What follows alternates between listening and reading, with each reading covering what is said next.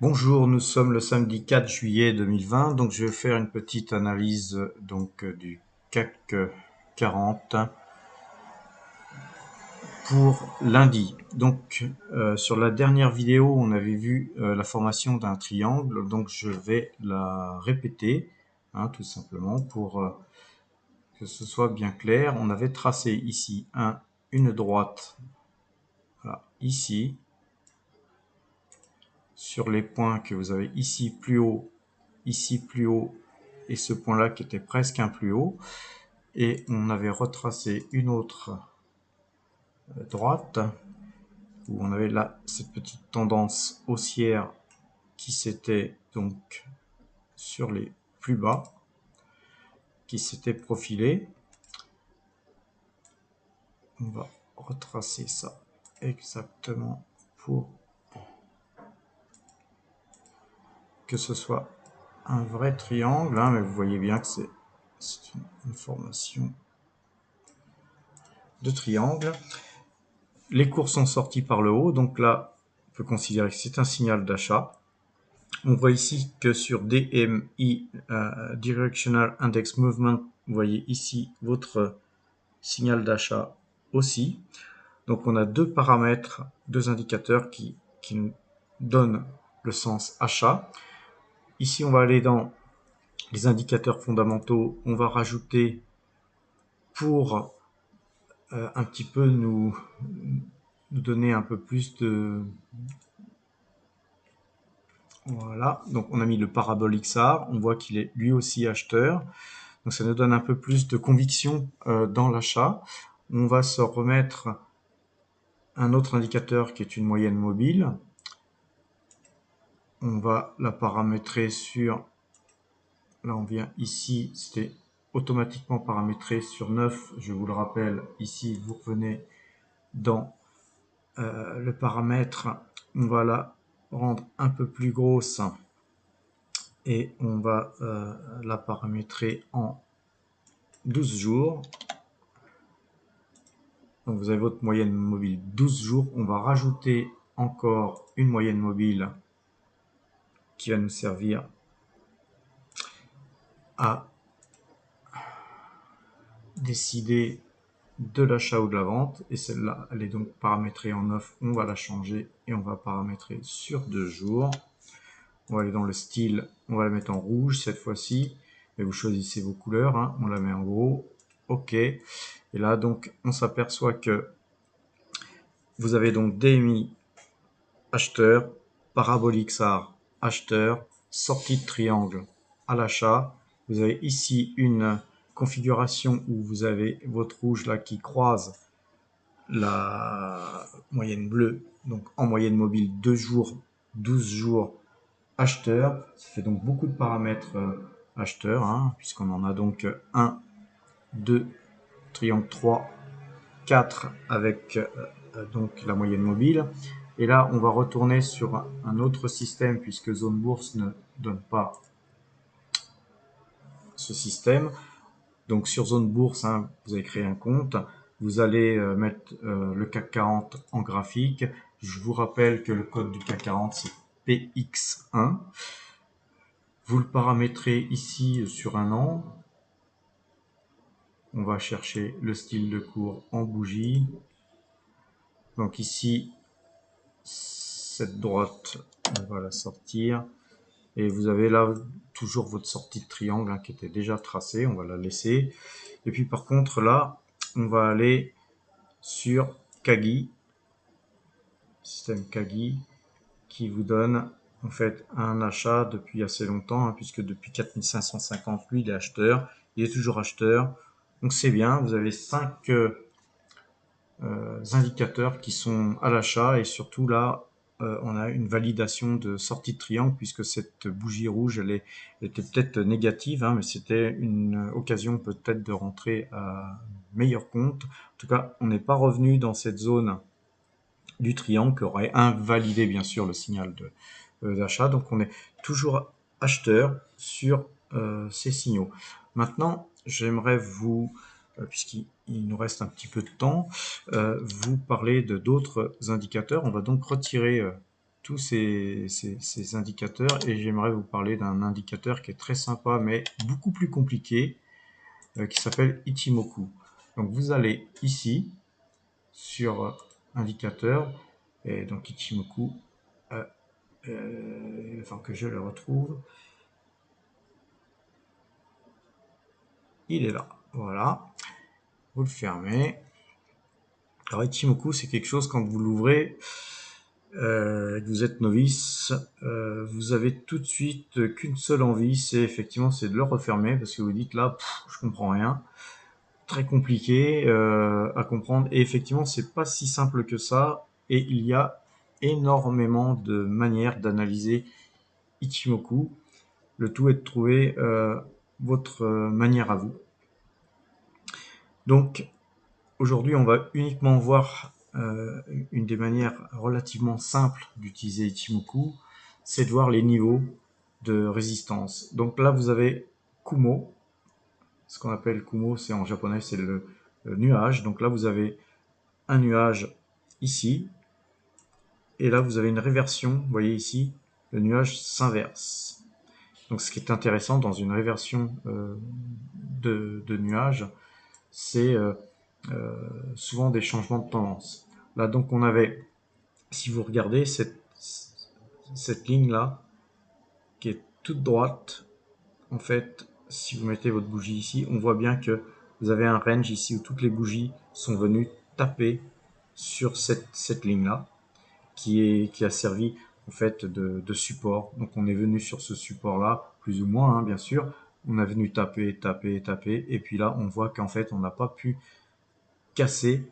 Et si on l'a cassé que très peu et fort peu de temps. Et donc on voit que en fait on a tendance, je pense, enfin, en tout cas c'est mon avis, à rebondir sur cette zone de support ici pour aller toucher un autre support qu'on peut aller voir. En fait, ici vous avez cette résistance là qui va être très difficile à casser, mais qui néanmoins pourrait être cassée. Et si vous cherchez des supports sur Ichimoku, il va falloir rechercher cette ligne là, en fait, qu'on voit très bien ici, qui était aussi une ligne importante. Et donc là, on est sur du 5893. Donc pour les gens qui vont faire du long terme, c'est ce support là qu'il va falloir cette résistance là, pardon, qu'il va falloir viser, et donc d'acheter ici sur sur ce support pour ensuite revendre là sur cette résistance. C'est un joli trade à faire. Donc ce qu'on peut dire de Ichimoku, c'est que quand on rentre dans un nuage ou qu'on sort d'un nuage, c'est un signal d'achat. Donc on voit que ici on est sorti du nuage, là, sur cette partie-là. Et donc là, pour Ichimoku, c'était aussi un signal d'achat qui a été amplement validé parce qu'en fait, vous aviez déjà ici un croisement de moyenne mobile intérieure, et ça on y reviendra ultérieurement, une moyenne mobile intérieure à Ichimoku. Et on avait déjà ici un signal d'achat quand on est rentré dans ce nuage. Et ici d'ailleurs on avait une validation de signal d'achat qui était ensuite invalidée pour se revalider très rapidement. Donc là on peut considérer que Ichimoku, lui, est un indicateur beaucoup plus complexe à analyser, mais qui est dans le sens de l'achat. On va retirer peut-être ici les volumes qui peuvent vous perturber, ça fait beaucoup de lignes pour un seul graphique. Donc c'est assez intéressant de voir. D'ailleurs, on peut regarder Ichimoku, on va essayer de regarder dans le temps. On voit bien que, par exemple, là, sur cette période-là, c'était au mois d'août, hein, ici, on voit bien que il y a eu un signal de vente ici. Donc il y a eu de l'argent à faire ici, mais en fait, invalidé là.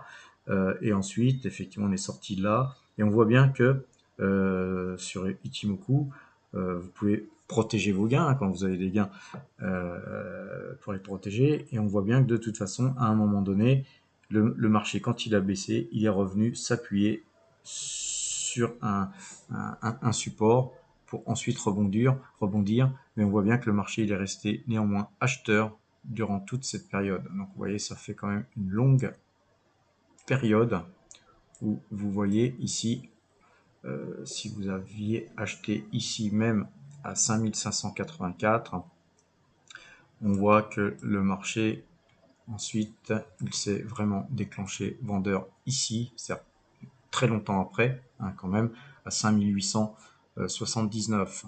Donc regardez, un signal d'achat à 5573, ça vous a donné quand même 300 points. Donc, après, si vous œuvrez avec du levier, vous pouvez faire du levier 2, du levier 5, effectivement, les gains peuvent être multipliés de par des systèmes de levier. Moi, je vous encourage à opter pour du tracker et l'effet levier 2 hein, pour commencer. Cherchez pas des leviers trop importants, le levier c'est dangereux. Donc voilà, une chose intéressante sur cette analyse. On va retirer donc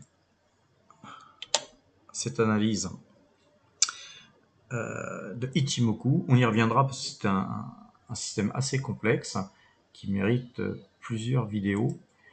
Et on va essayer de voir aussi un trend intéressant qui est un canal parallèle. Donc ici, on voit bien qu'il y a un trend haussier qui se dessine. On voit bien un mouvement. Donc on va chercher le plus haut ici et les plus hauts ici. Donc voilà, on va étendre un peu plus loin notre trend. On va lâcher, on va cliquer. Et vous voyez, avec la molette, vous pouvez décider de dessiner un trend là où vous voulez. Mais là, on va chercher ici, là, le plus bas qui est ici. D'accord? Et si vous le souhaitez, d'ailleurs, on peut redescendre sur les plus bas qui sont ici. Le plus haut qui est ici, c'est pas tout à fait le même. Voilà. Et éventuellement, on va aller plus loin. Et on voit bien notre range haussier. Hein. Vous voyez bien que ici, là, on vient taper là, on vient taper là, on revient taper là, on revient ici. Ici, on pourrait revenir taper là.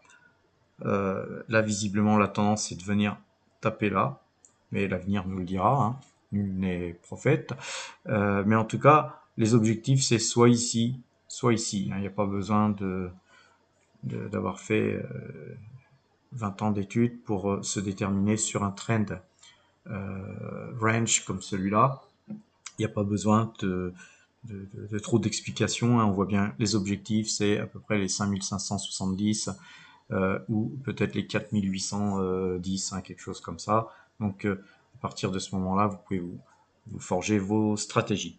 Voilà, donc personnellement, je pense qu'on a beaucoup plus d'indicateurs à l'achat, donc je serais moi personnellement plus porté sur des achats. Alors petit rappel, hein, vous avez sur votre liste de valeurs que vous avez pu vous créer si vous avez créé votre compte Espace Bourse sur Zone Bourse. Et donc cette analyse qui est faite sur le CAC 40, elle peut se faire sur diverses valeurs. Hein. Vous pouvez très bien réitérer l'analyse que vous avez fait sur le CAC 40 et vous dire tiens, je vais faire une analyse sur Air Liquide par exemple.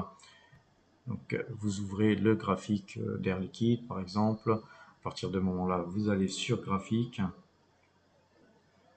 Le graphique s'ouvre.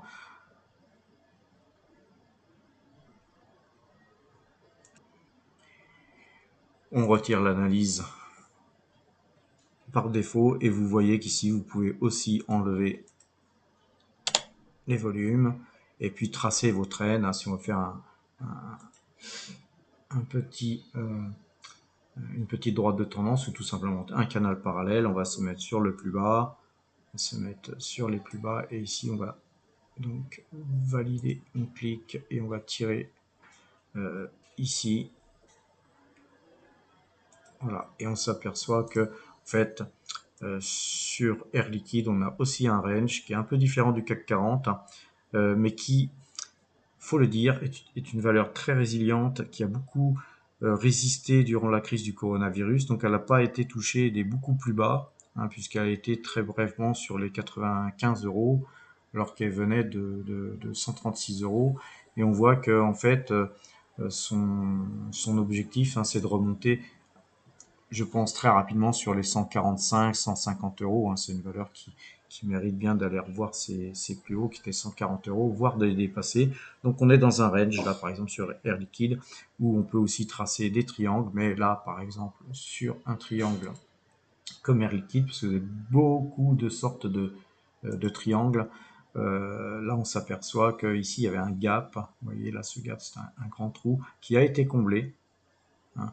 Et on peut tracer effectivement un triangle ici. J'ai perdu mon trend. Je vais le mettre pareil en bleu. En gras, on peut tracer. Alors là, il y a eu un problème. Une droite de tendance. Donc on va tracer notre droite de tendance ici. D'ailleurs, si on l'avait tracé ici, on verrait qu'on a cassé. On va la tracer comme ça d'ailleurs. Vous voyez, et on avait cassé, on est revenu se rappuyer dessus. Donc là, on a une nouvelle figure, puisqu'on dessine une nouvelle figure. On va se remettre sur les plus hauts, ici. Et on va donc cliquer pour valider. On va retracer la même chose sur le plus bas.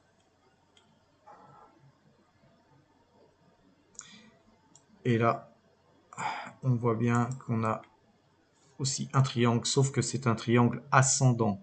Donc des triangles, vous en avez de plusieurs sortes. Vous avez surtout des triangles ascendants et des triangles inverses. Donc en tout cas, on va pas faire trop de géométrie, mais là on voit bien qu'on est à l'intérieur du triangle.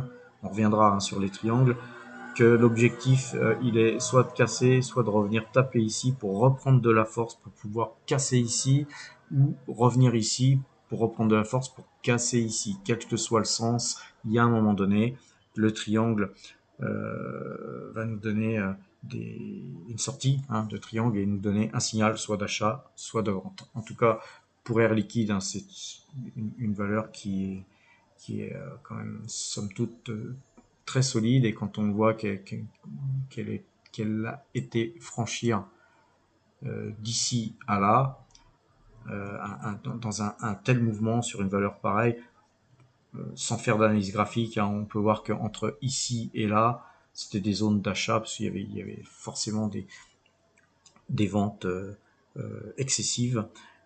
Donc c'est les moyens de rentrer sur cette valeur sans faire même d'analyse graphique, à se dire voilà, ici j'achète. Par contre, l'avantage de l'analyse graphique, c'était que si on fait un peu d'historique, un peu d'histoire, on va voir que c'est une valeur qui ici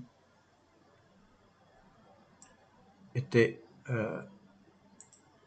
haussière. Puis on a vu que ici, quand on a cassé ici, hein, évidemment il y a eu un rebond, parce que sur un mouvement pareil, hein, il y a un rebond technique. On a vu qu'on a cassé ici, mais que vous ayez vendu ici ou ici, en quelques jours, l'objectif serait pu être tout simplement de racheter entre ici et ici. Voilà, donc l'analyse graphique, c'est aussi un moyen de pouvoir prendre vos bénéfices, tout simplement aussi si vous aviez acheté dans ces zones-là, donc vous aviez du bénéfice ici, l'intérêt était de mettre un stop ici pour protéger vos bénéfices, voire de racheter plus tard, mais après l'histoire, effectivement, c'est facile de la refaire après. En tout cas, l'analyse graphique, ça sert surtout à ça. Donc les trends, c'est quelque chose d'assez important.